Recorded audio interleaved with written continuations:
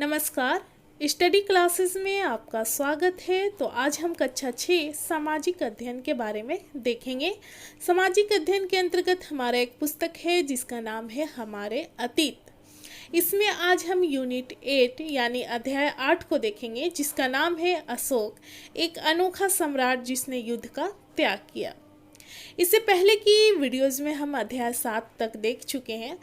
आप उस वीडियो को देखना चाहें तो प्लेलिस्ट में जाकर वहां से आप देख सकते हैं। तो आज हम अध्याय 8 के बारे में देखेंगे। यहाँ पर जानेंगे कि सम्राट अशोक ने जब ये सम्राट थे तो उन्होंने अपना किस तरह से योगदान दिया और युद्ध का त्याग क्यों किया, युद्ध का त्याग करके इन्होंने बौद्ध धर्म अपनाया, उसका कारण क्या था। इन सारे चीज़ों को हम इस वीडियो के माध्यम से देखेंगे। तो ये प्रश्न एवं उत्तर है जो कि एग्जाम के लिए काफ़ी इम्पॉर्टेंट है, तो आप इसे ध्यानपूर्वक देखेंगे। जैसे कि पेज नंबर 76 में 76 में ये प्रश्न है पहला कि आप अपने पुस्तक से देख सकते हैं कि उन देशों के नाम बताओ जहां अशोक के अभिलेख मिले हैं और भारत के कौन से राज्य मौर्य साम्राज्य से बाहर थे। एक तो पूछ रहा है कि देश का नाम बताओ जहां अशोक के अभिलेख मिले हैं और उन राज्य कौन से हैं, नाम बताएं जो मौर्य साम्राज्य से बाहर थे। तो सबसे पहले देखेंगे कि जो देश जहां से अशोक के अभिलेख मिले हैं वो है भारत, अफगानिस्तान और पाकिस्तान। जबकि दूसरा हम देखेंगे भारत के निम्नलिखित राज्य थे जो मौर्य साम्राज्य से बाहर थे, जैसे कि सिक्किम, नागालैंड, मेघालय, असम और त्रिपुरा जो था ये राज्य मौर्य साम्राज्य से बाहर थे। अगला प्रश्न है पेज नंबर 78 में मिलेगा। राजा द्वारा खाना खाने के पहले खास नौकर जो उनके नौकर थे उस खाने को क्यों चखते थे, जो उनके करीबी नौकर थे उस खाने को क्यों चखते थे। तो इसके उत्तर में देखेंगे कि राजा को हमेशा इस बात का डर रहता था कि कहीं कोई उनकी हत्या ना कर दे, यानी कि जहर मिलाकर खाना में कोई जहर ना मिलाकर दे दे। इसलिए राजा के खाना खाने के पहले उनके जो खास नौकर थे उस खाना को चखते थे। यहाँ पर प्रश्न 3 है, पेज नंबर 78 में ये प्रश्न है, पाटलिपुत्र और मोहनजोदड़ो दोनों किस तरह से भिन्न थे। इन दोनों के बीच अंतर देखेंगे। तो पाटलिपुत्र के बारे में देखेंगे कि पाटलिपुत्र में जो घर था लकड़ी या कच्ची ईंटों से बने होते थे, जबकि मोहनजोदड़ो में जो घर थे वो पक्की ईंट के बने होते थे।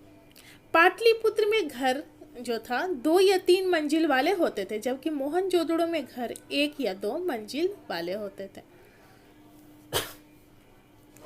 पाटलिपुत्र नगर एक विशाल दीवार से घिरा था जिसमें 570 बुर्ज और 64 द्वार थे, जबकि मोहनजोदड़ो नगर 2 हिस्सों में बटा हुआ था और दोनों के हिस्से अलग अलग दीवारों से घिरे हुए थे। अगला प्रश्न है 79 पेज नंबर 89। प्रश्न पूछ रहा है कि कलिंग की लड़ाई से युद्ध को लेकर अशोक के विचार में कैसे परिवर्तन हुआ। तो कलिंग की लड़ाई में करीब लगभग 1 लाख से ज्यादा लोग मारे गए थे। लगभग 1.5 लाख लोगों को बंदी बना लिया गया था, जिनके रिश्तेदार सगी संबंधी उनकी मौत पर विलाप यानी कि रो रहे थे। इससे अशोक का इन सारी चीज को देखकर अशोक का हृदय जो था वो दुख से भर गया। उन्हें काफी तकलीफ हुआ, पछतावा हुआ। उन्होंने सोचा कि एक देश को जीतने के लिए इतने लोगों का वध करना पड़ता है और जनता जो है अपने मित्र, सगे संबंधी, रिश्तेदार को हमेशा हमेशा के लिए खो देती है। अशोक को यह महसूस हुआ और अशोक ने पश्चाताप के बाद कभी युद्ध न करने का निर्णय लिया और बौद्ध धर्म उन्होंने अपनाकर इसका प्रचार प्रसार भी किया। अगला देखेंगे पेज नंबर 82। मौर्य साम्राज्य के उभरने से थोड़ा पहले, लगभग 2400 वर्ष पहले, चीन में सम्राटों ने चीन की दीवार का निर्माण शुरू किया। इसे बनाने का उद्देश्य उत्तरी सीमा की पशुपालक लोगों से रक्षा करना था। अगले 2000 वर्षों तक इस दीवार का निर्माण कार्य चलता रहा क्योंकि साम्राज्य की सीमाएं बदलती रही।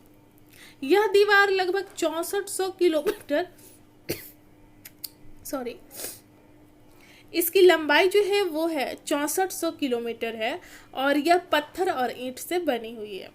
इसकी ऊपरी सतह सड़क जैसे चौड़ाई में सड़क जैसे दिखता है। इस दीवार को बनाने के लिए 1000 लोगों को काम करना पड़ा था और हर 100 से 200 मीटर की दूरी पर इसकी निगरानी के लिए बुर्ज बनाए गए हैं। तो प्रश्न है इससे संबंधित कि पड़ोसी देशों के प्रति अशोक का रवैया चीनी सम्राट के रवैये से किस प्रकार भिन्न था। तो कलिंग के युद्ध के बाद पड़ोसी देशों के प्रति अशोक का व्यवहार जो था मित्रतापूर्ण था और सभी के साथ शांतिपूर्ण संबंध बनाना चाहते थे, जबकि चीनी सम्राट का पड़ोसी देशों के प्रति शत्रुतापूर्ण व्यवहार था और वे पड़ोसी देशों के साथ युद्ध करते रहते थे, इसलिए उनकी सीमाएं भी क्या होती थी, बदलती रहती थी। अगला प्रश्न है, इसे आप अपने पुस्तक से देख लेंगे अच्छे तरीके से। चीन के सम्राटों का चीन की दीवार बनाने का उद्देश्य क्या था। तो चीन की दीवार बनाने का उद्देश्य जो था, चीन की उत्तरी सीमा की पशुपालक लोगों से रक्षा करना था। उत्तरी सीमा की रक्षा करना था पशुपालक लोगों से। चीन की दीवार की विशेषताएं क्या है, तो इसे देखेंगे कि यह दीवार जो है 6400 किलोमीटर लंबा है और पत्थर व ईंट से बनाया गया है इसे। इसकी ऊपरी सतह सड़क जैसी चौड़ी है, चौड़ाई जो है सड़क जैसा है। इस दीवार को बनाने में हजारों लोगों ने 2000 वर्षों तक काम किया था। हर 100 से 200 मीटर की दूरी पर निगरानी के लिए बुर्ज बने हुए हैं। यहाँ पर कल्पना करने को बोला गया है कि तुम कलिंग में रहती हो। मानना है कि मैं कलिंग में रहती हूँ और तुम्हारे माँ बाप को युद्ध में काफ़ी दुख उठाने पड़े हैं, यानी कि मेरे माँ बाप को युद्ध में काफ़ी दुख उठाना पड़ा। अभी अभी अशोक के दूत धम्म के लिए विचारों को लेकर आए हैं। आप अपने माता पिता और संदेशवाहकों के बीच बातचीत का वर्णन करो। तो इसके उत्तर में आप जो है ये खुद करेंगे।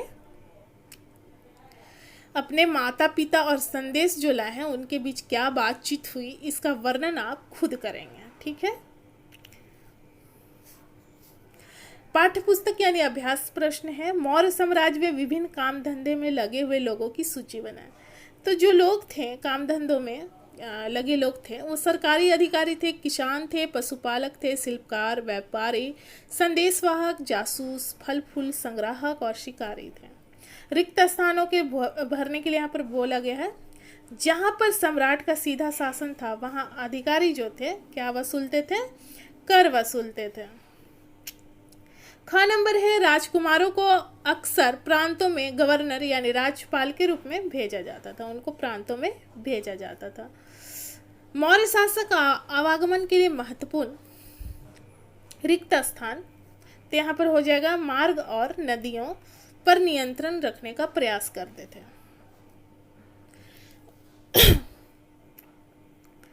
प्रदेश में रहने वाले लोग मौर्य अधिकारी को क्या दिया करते थे, तो ये नजराना दिया करते थे। अब जो है प्रश्न ये पूछ रहा है, बताओ कि निम्नलिखित वाक्य जो है ये वाक्य है सही है या गलत। तो उज्जैन का नंबर है, उज्जैन उत्तर पश्चिम की तरफ आवागमन के मार्ग पर था, तो गलत नहीं। आधुनिक पाकिस्तान और अफगानिस्तान के इलाके मौर्य साम्राज्य के अंदर थे, तो बिल्कुल सही। चंद्रगुप्त के विचार अर्थशास्त्र में लिखे गए हैं, तो नहीं, बल्कि राज्य के नीतियों के बारे में अर्थशास्त्र में उन्होंने लिखा चाणक्य ने।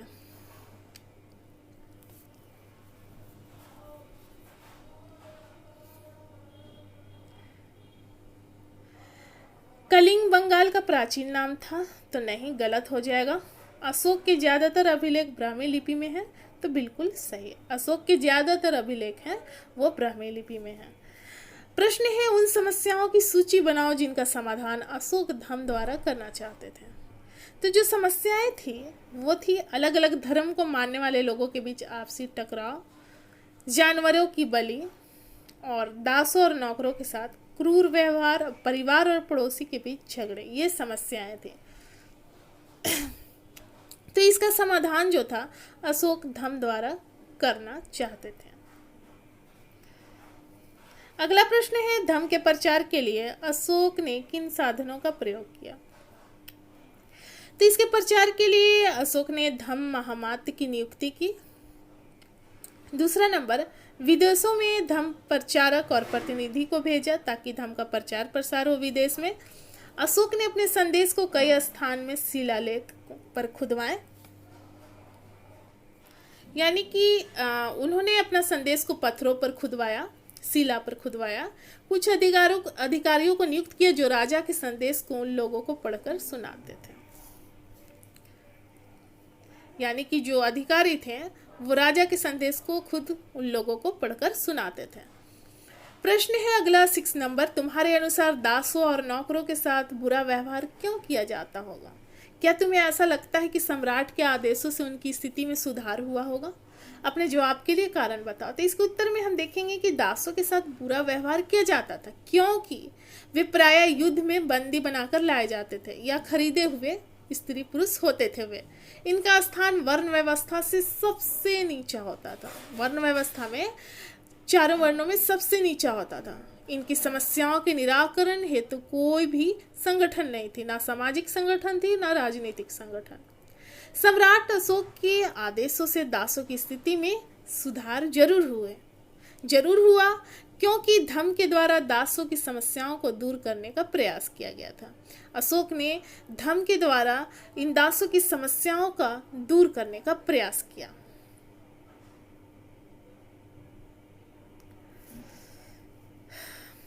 प्रश्न 7 है, रोशन को यह बताते हुए कि हमारे रुपये पर शेर क्यों दिखाए गए हैं, एक पैराग्राफ लिखो।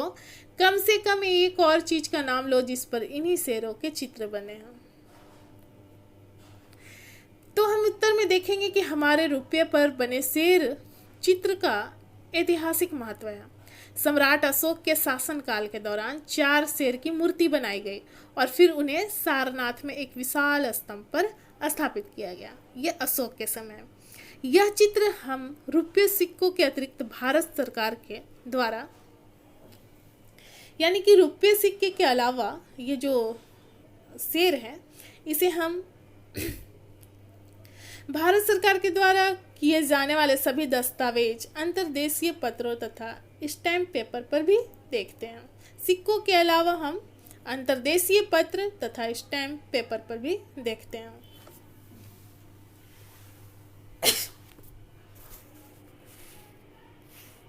अगला प्रश्न है 8 नंबर कि अगर तुम्हारे पास अपना अभिलेख जारी करने की शक्ति होती तो तुम कौन सी 4 राजआज्ञाएं देते? तो जैसे कि पहला नंबर है, किसी विशेष वर्ण के प्रति भेदभाव नहीं किया जाए, यह आज्ञा देते हैं। सभी धर्मों का सम्मान दृष्टि से देखा जाए और सभी को शिक्षा का समान अवसर दिया जाए और स्त्रियों को पुरुषों के बराबर अधिकार प्राप्त हो, उन्हें पुरुषों के बराबर अधिकार प्राप्त हो।